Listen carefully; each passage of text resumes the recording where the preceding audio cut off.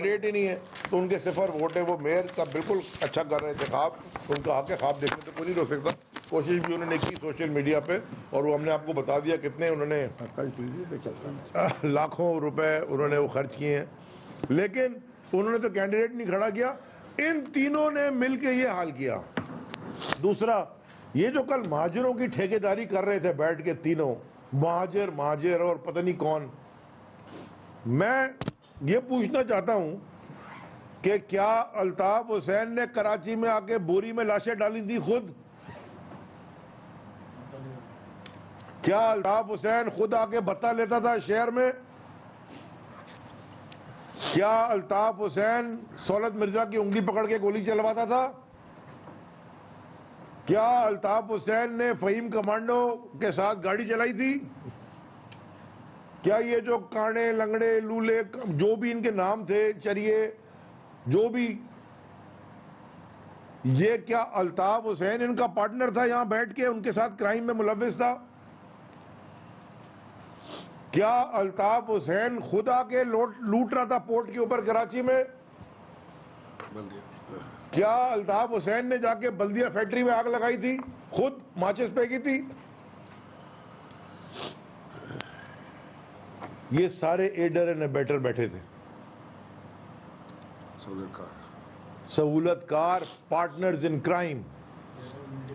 الطاف حسین کے پاس جو پراپرٹیز ہیں لندن میں, جس کے اوپر یہ اب کیس کر رہے ہیں کلیم کر کے کہ ہماری ہیں, ان کے پاس پیسے کدھر سے گئے لندن؟ اور الطاف حسین نے 25 سال میں لندن میں کوئی ایک دن تو نوکری کی نہیں ہے. وہ کدھر سے اس کے پاس گھر آ گئے اور بلڈنگیں آ گئی اور دکانیں آ گئی اور اپارٹمنٹ آ گئے؟ کدھر سے آ گئے؟ یا بابر غوری کے پاس جو ہیوسٹن میں بیٹھے ہوئے عیاشی کر رہا ہے, وہ کدھر سے آیا پیسہ؟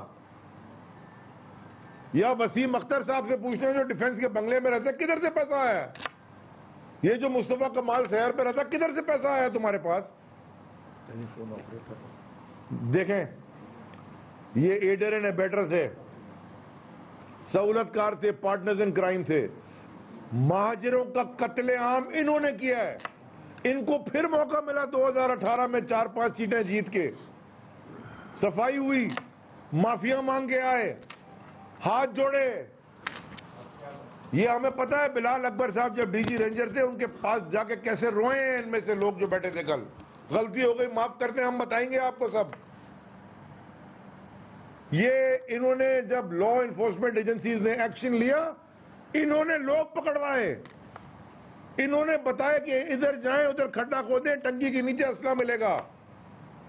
میں فیڈرل منسٹر رہا ہوں, مجھے پتا ہے کیا کیا لکھا ہے فائلوں میں.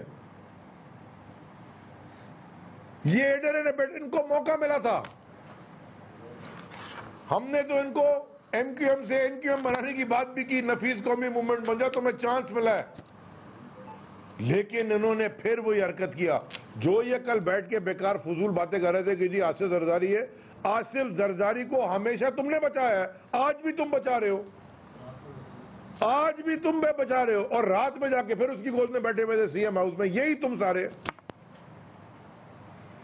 ان کے قبضے میں یہ انوالوڈ, بھتے میں یہ انوالوڈ, چائنا کٹنگ میں یہ انوالوڈ, گولیاں مارنے میں یہ انوالوڈ, ماجروں کا قتل عام کرنے میں یہ انوالوڈ. یہ ٹھیکیدار نہیں ہے ماجروں کے.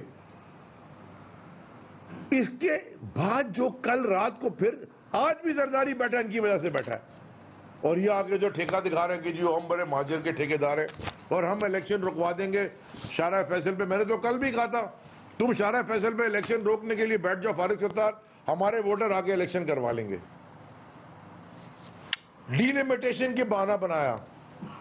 ذرا فیکٹس کو ہاتھ میں دماغ میں رکھ لیں اور فیکٹ سامنے رکھیں. ڈیلیمیٹیشن سٹارٹ ہوئی ہے دسمبر 2021 میں, اب 23 میں بیٹھے ہیں. اپریل میں جب رجیم چینج میں تم نے پیسے لیے زرداری سے اور فون کال کا, عمران اسماعیل آپ گواہ ہیں, یہ کیا کہتے تھے, ہم فون کال کا انتظار کر رہے ہیں. یا پتہ نہیں واشنگٹن سے 202 سے فون کال آتی تھی یا لندن سے کال آنی تھی. وہ کچھ اگر راک ایجنٹ نے تو +91 ہندوستان سے کال آنی تھی. کہاں سے کال آنی تھی؟ کسی فون کال کا انتظار کرتے, کسی فون کروا دیں. ارے ہمیں کیا پتا کس سے فون کرانا ہے یار, ابھی کس کا فون آیا اور کیوں کٹھے ہو گئے یہ بھی پتہ نہیں. ہندوستان سے آیا تمہارے لیے, را ایجنٹ تو تم ہو.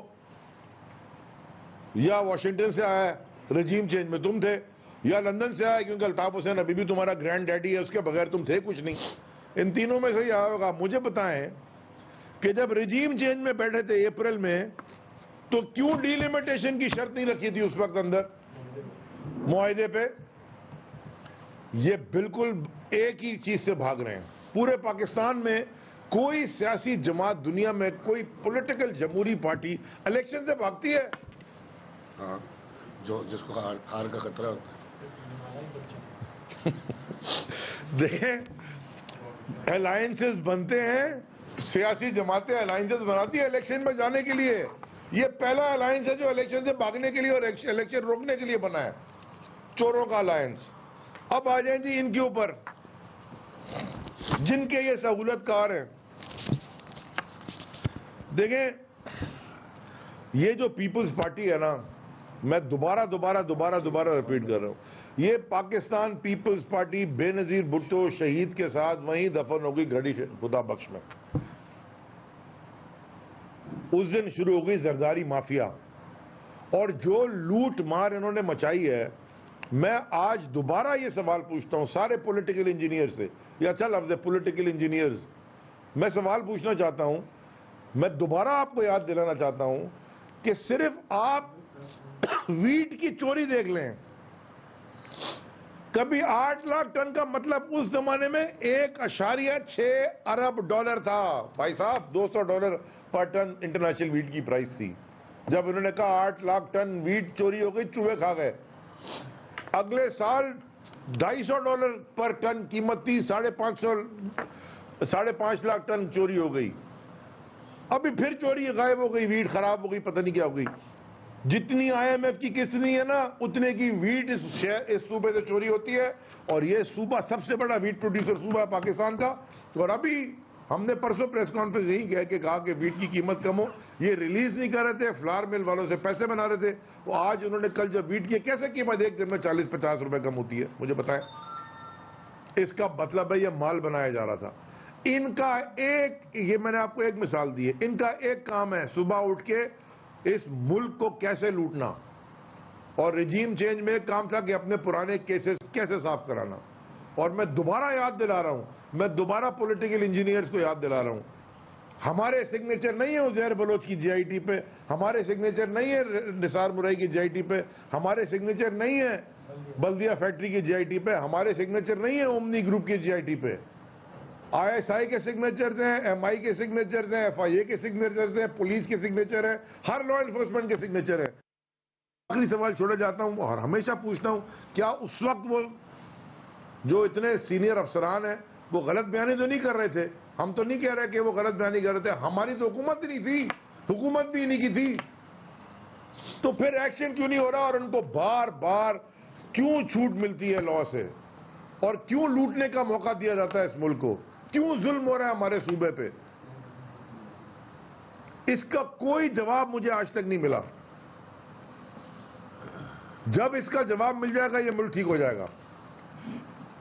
پاکستان میں پولیٹیکل انجینئرنگ کی نہیں, عوام کے مینڈیٹ کو ایکسیپٹ کرنے کی ضرورت ہے. پاکستان میں جنرل الیکشن کرانے کی ضرورت ہے. یہ دلدل میں معاشی طور پہ ڈوب کے پھنس گیا ہے. اگر نہیں آپ کرائیں گے, یہ پاکستان کی وجہ سے ہم یہاں پولیٹیشین ہیں, پاکستان کی وجہ سے تحریک انصاف ہے, پاکستان کی وجہ سے ساری جماعتیں پیپلز پارٹی ہے, پاکستان کی وجہ سے اسمبلی ہے, پاکستان کی وجہ سے بیوروکریسی ہے, پاکستان کی وجہ سے پاکستان کی فوج ہے. سب کچھ پاکستان کی وجہ سے ہے.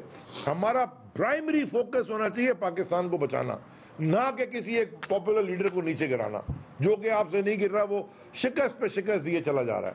یہ سارے PTM کو میں کہنا چاہتا ہوں, تم نے تو اپنا سارا پیسہ پاکستان سے باہر رکھا ہے نا, زرداری نے بھی اور نواز شریف نے بھی اور شہباز نے بھی اور ان کے بچوں نے بھی.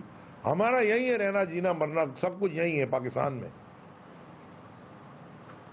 یہ ہمارا ہے ملک, ہمارا ملک, ہمارا شہر, ہمارا ووٹ, ہماری عوام, ہمارے پورٹس, ہماری پارٹیاں, ہمارے ریگستان, ہمارے لوگ, ہمارا پاکستان ہم سب کا ہے. کسی کا ٹھیکہ نہیں ہے اس کے اوپر لیا ہوا کہ فیصلے کرتے پھرے. شکریہ جی. پروٹیسٹ کرنی ہے. ہاں میں ایک سیکنڈ, آج شام کو 4 बजे मैं तहरीक इंसाफ के